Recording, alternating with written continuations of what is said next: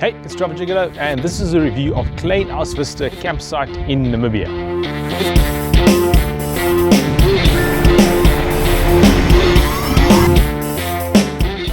Klein Aus Vista is just off the B4 highway, 4 kilometers from Aus and 125 kilometers from Luderitz. So to get you, as I said, it's just off the B4 highway, so that's all tar road, whether you come from Luderitz or Aus or Kolmanskop. And getting onto the site is dirt road, but it's a very nice dirt road, so you can get you pretty much any kind of vehicle and with a trailer as well. What will you find here? There is water, which is potable. It is groundwater, slightly brackish, but very much potable. And by the way, when I say potable water, that is because there is a dedicated tap at each campsite. Each campsite has a dedicated braai and a dustbin as well. There's also windshield that shields off what I expect is the prevailing wind. It hasn't really been relevant that much to us so far because the wind's coming from a different direction. There is shade on every single site, although the significance of the shade varies from site to site. So there's a couple of sites that have very good shade, and then there's a couple of sites where the shade's a bit more sparse. There's also a bench and table, or bench table, which is nice, and which is why I'm sitting down, because I have a bench to sit on. And that's always a nice amenity to have on a campsite, because you can put stuff down on it, you can prepare stuff on it, you can move around, it helps with packing and unpacking. So nice to have one of these. There's a dedicated dustbin at each and every campsite. If you're in the right site, you may even have your own sociable weaver nest in your tree that's over your site. What's not here? There's no electricity. There isn't a fire pit, which is probably a good idea because this is obviously a very dry area. There isn't any built shelter for the shade, except of course that you have a tree on the site, or each site has a tree which has a variable amount of shade. And there's no lighting either, so no electricity and no lighting. Very nice ablutions here.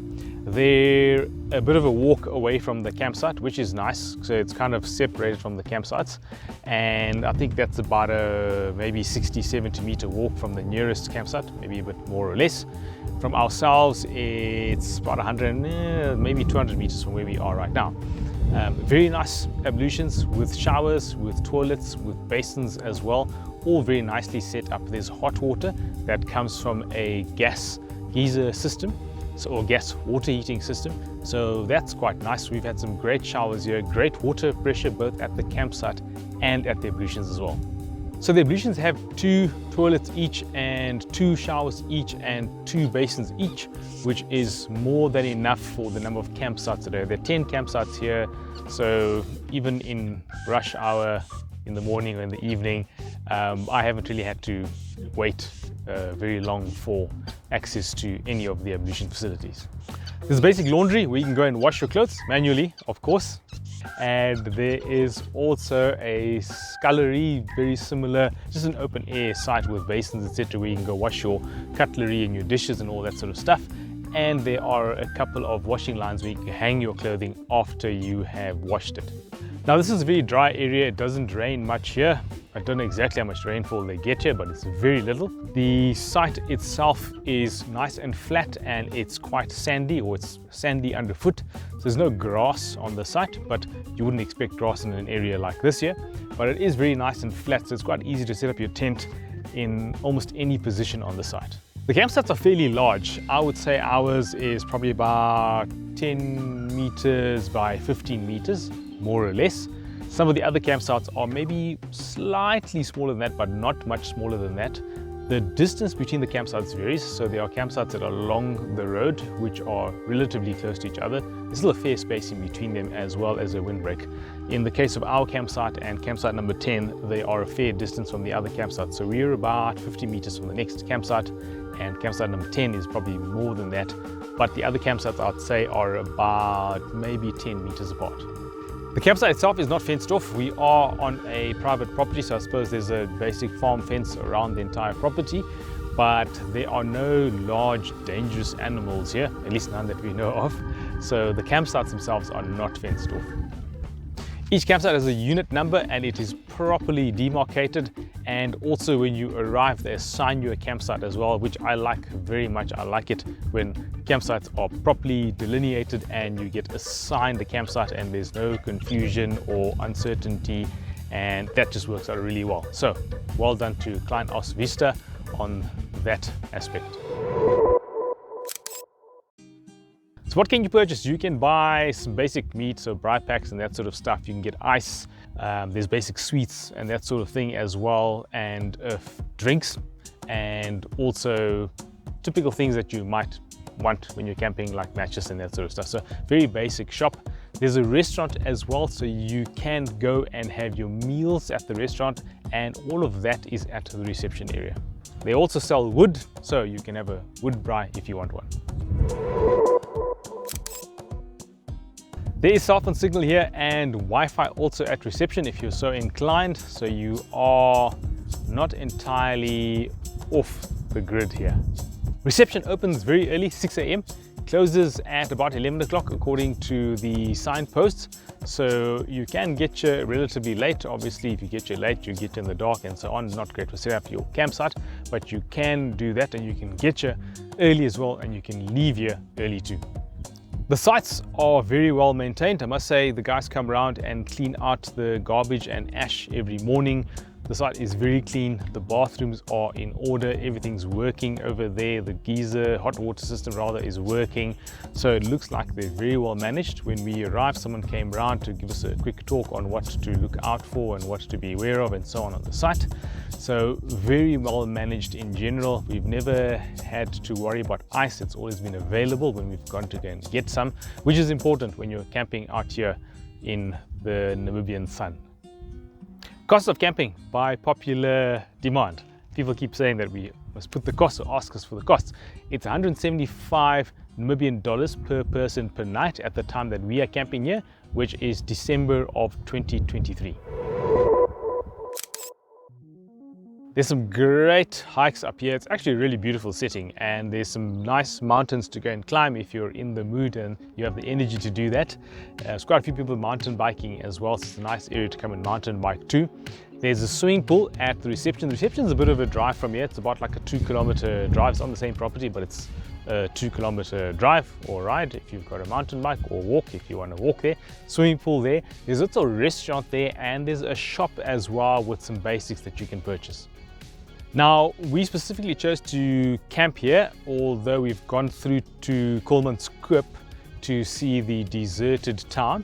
And the reason for that there is that it's quite windy camping down in Luderitz. And so we've decided to camp here. But the distance from here to Kolmanskop is about 110 kilometers or so. And there's also the Namibia Wild Horses about 20 kilometers from here too. So there's a couple of things to do in the area. Hazards, dangers, things to be on the lookout for. Reportedly, there are baboons here from time to time. We haven't seen any at all, had any baboon activity. So that's what they say, that from time to time there are baboons here, so you've got to be careful of that, keep your stuff closed and so on. Obviously, we're in a deserty type of place, so scorpions you must be careful of.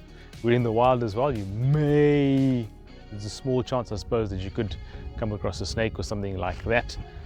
Probably unlikely as well, generally speaking, since snakes are generally running away from you. Nevertheless, wear closed shoes at night, of course, for the scorpions.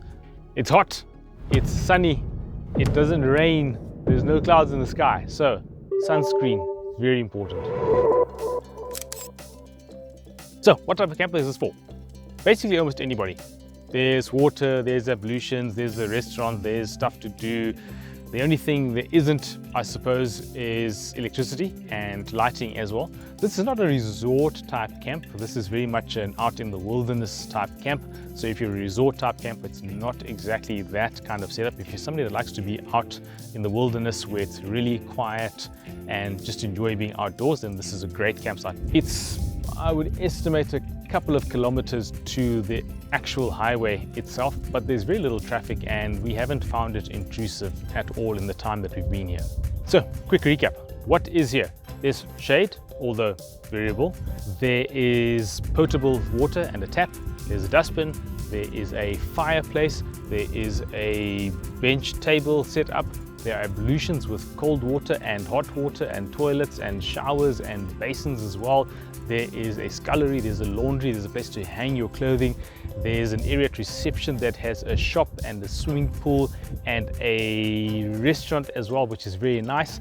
You can hike, you can mountain bike. There's quite a nice, this is really a nice area to do that sort of stuff if you're into the energetic type of thing. I mentioned the shade, and I did say that it is relatively variable, depends on which site you're on, but there are no built structures for shade. And as I mentioned, there is cell phone signal and there's Wi-Fi at reception if you want it. Would I recommend Klein Aus Vista? Yes, of course I would. I think it's a great campsite. I think we made a really good decision. When I say we, I mean my significant other, because she does all the planning and making things happen, to camp here and then go to Kolmanskop and come back.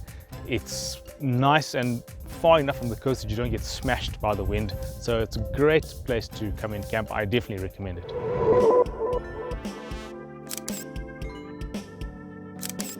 If you enjoyed this, then please hit the like button, subscribe if you haven't already subscribed, and also leave a comment below, leave a question below. I will definitely get back to those comments and questions, although sometimes it takes a little bit longer than I intend to. But do leave a comment below if you've got some feedback as well, or something that you think we should do or add or do better or worse, then leave a comment. And until the next episode, go everywhere, see everything, have a great time.